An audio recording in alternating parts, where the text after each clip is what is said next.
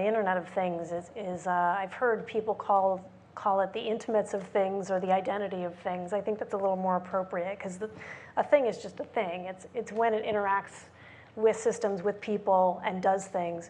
But before we go into the privacy aspects, and I could go on for quite some time about that, I want to talk about just the word disruptive, because you cannot disrupt a delighted customer. Have you ever tried to get your mother to change your hairstyle? Can't be done. She's happy with it. It looks like a beehive. We called my grandma Grandma Blue Hair for 98 years. Cannot be disrupted. All of this disruption in the marketplace is because we have issues that we think we can do better. We have markets that want to be driven in a certain direction. We have conveniences that we want to have. We have innovative and creative thoughts. So I like to think of disruptive markets as really more creative and accretive markets than purely just shoving things away. And I think it was Henry Ford, who said that had I asked my consumers what they wanted, they would have said a faster horse. The problem was solved in a much more creative, disruptive way. So that's my little mantra on disruption, because it sounds like such a mean word. And I think it's actually a very creative and exciting word to create and have a creative methodology. So privacy, I just want a quick definition of privacy, because I think the biggest issue that we have with privacy and ownership and our relationship to the intimacy of things or the identity of things is that we think that privacy equals not being naked. So privacy equals encryption, privacy equals secrecy, privacy equals not. And that's not true. The functional definition of privacy is the FAIR, and there's FAIR principles that go back into the 1960s and much further back into Magna Carta even in our society. So we have big data about what's fair. So it's the fair and authorized processing of personally identifiable data.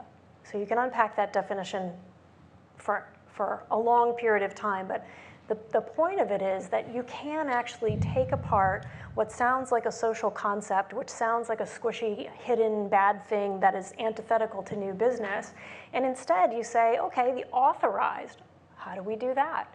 You can't necessarily authorize a light bulb, but once that data rolls down and becomes what's going on at Michelle's house, I can have an authorized discussion with my utility company, or I can have an authorized discussion with my supplier, GE, or whomever. So you can think about that.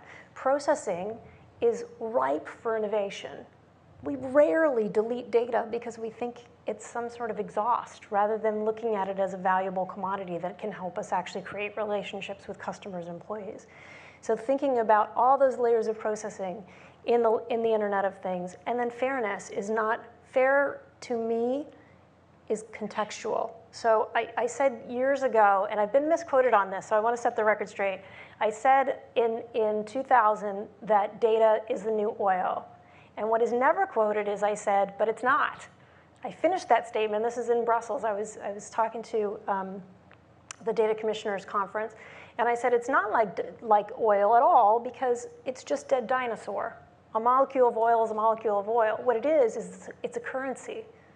And it's time-based, and it's contextually based, and it's purpose-driven.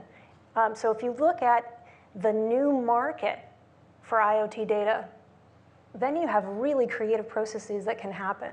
You have hedge funds. What would it cost for you to know what my data is? This is actually not making me any skinnier. My wearable device is pants. And I'm not wearing them today, but they're quite tight. This doesn't make me any thinner, but it does give me information that can potentially spur action or create a competitive market with my other jawbone friends. So I think privacy, if you look at it operationally and if you break down that definition, you can begin to create what I call the metric system for privacy.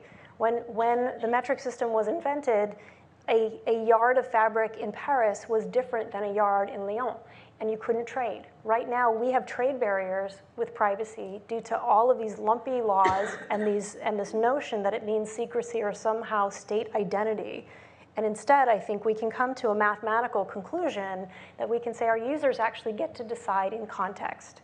And we can give them controls along the various segments where information is processed, where it becomes a really dynamic and exciting thing. And it's not just yes or no or signing a bunch of legal terms and conditions. It's really participating in a market.